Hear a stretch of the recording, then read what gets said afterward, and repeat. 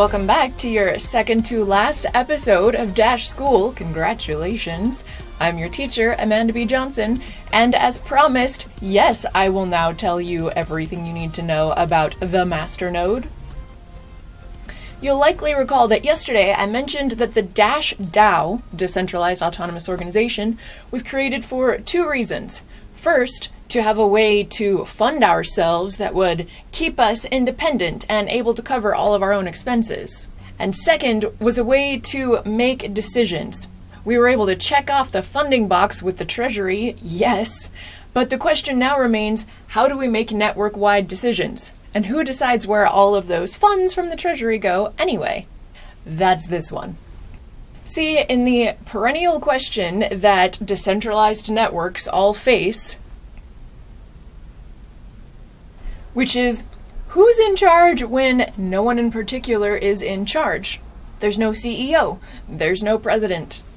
A sort of method has to be invented that will cause us to make the best decisions most of the time.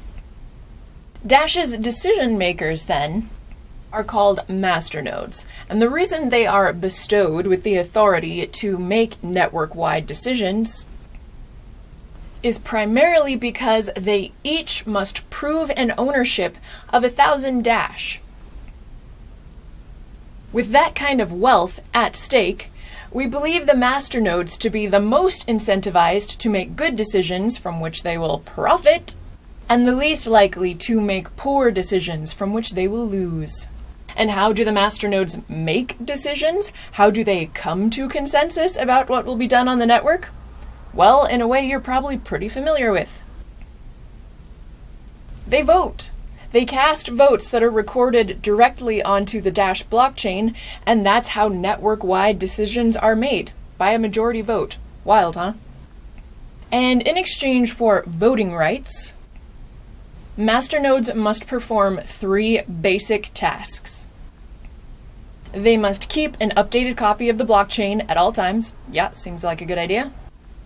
They must provide the network with instant send functionality. What? And they also must provide the network with private send functionality. Oh, what are these crazy new terms? Well, I'll tell you. Instant send and private send are 2 functionalities which set Dash apart from every other blockchain. And to understand what they do and why they are vitally important to the ability to offer money as a service, digital cash, we've got to go back to the basics you now know about how blockchains work. Remember how a blockchain can be visualized by something like this? Time-stamped updates to a ledger, right? Well, those updates, as you'll recall, only come through every so often, every number of minutes. Remember from the prior lesson how when I send digital currency from my wallet, my private keys sign a message that broadcast that transaction to the rest of the network? Well, that broadcasted transaction is not considered confirmed or irreversible until it's been included in the next block. That's why each block that is found after your wallet has broadcast your transaction is called a confirmation. So if this was the most recent block found, and you sent me half a Dash, say, 20, 30 minutes ago, when it was recorded in that block, we would say that your transaction of half a Dash from you to me now has 1, 2, 3, 4, 5 confirmations. And that's cool, and that's fine, but guess what? In a real-world, person-to-person retail environment, waiting for a confirmation that takes minutes is way too long. Hell, even 15 seconds is too long. I'm a customer, and my hot latte is in my hand, and I'm ready to get out the door, not wait for confirmations. And that is why Dash's masternodes enable instant send, so that even though our blockchain's confirmations come about every few minutes, a smaller quorum of masternodes can provide you with an irreversible confirmation in about 1.3 seconds. Now that's more the speed of paying for coffee and getting out the door. And what's that other fancy new fandangled term I referenced before? Private send? Again, going back to our concept of how a blockchain works, you may have deduced by now that every dash which exists within the ledger can be traced back to every account that's ever held it. And on, back to the very first block in which it appeared, when it was a part of the newly created block reward, remember? And this can create some major problems for we fickle humans. For example, remember a few episodes back when I referenced that perhaps I hate the hypothetical Alice? Well, what if I know what her public address is? Because hey, maybe she posted it on her Twitter or in an email to me once. Or hey, maybe I even did business with her once. Well, if you chose to pay me some dash to say, pay me back for lunch one day, I would be able to trace those dash on the blockchain back to everywhere they've ever been. And if the dash you sent me ever once belonged to Alice, oh, may the fates have mercy on your soul. See, with the fickleness of human nature, plus many people's desire for privacy, it really makes no sense to have digital units of money that have human histories tied to them. This is already the case with everyone's favorite form of money, cash.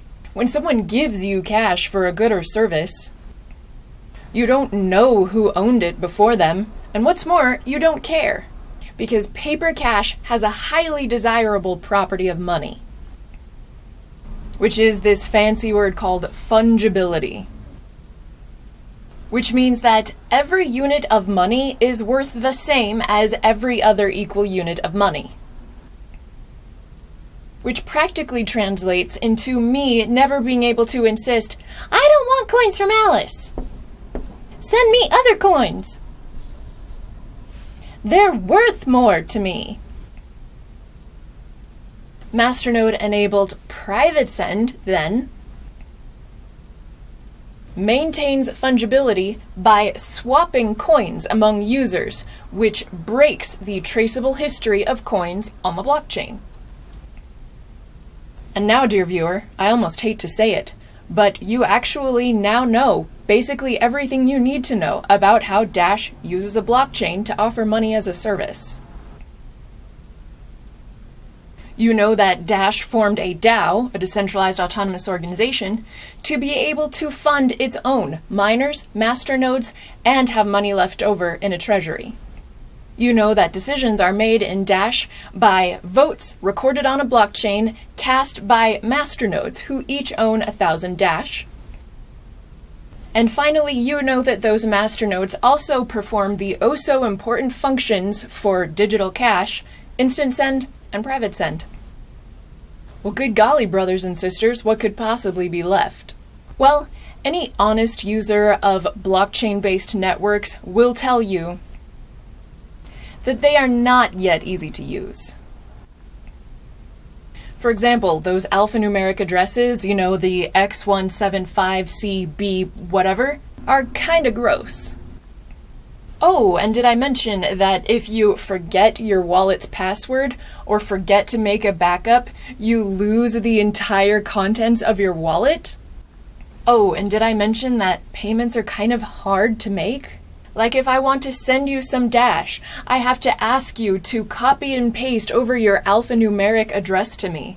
And then every time I want to pay you thereafter, I have to go digging through our emails or chat history just to find the damn thing.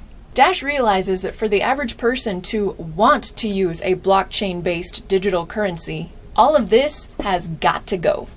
Oh, and how do we plan on doing that? What do we think we are, innovative? Well, it'll all be wrapped up in a little software release we like to call Evolution. And to find out what Evolution will bring to the table and why you might care to know about it at this time, tune in to our next and final episode of Dash School. Evolution, then, is Dash-specific software set for release in late 2017.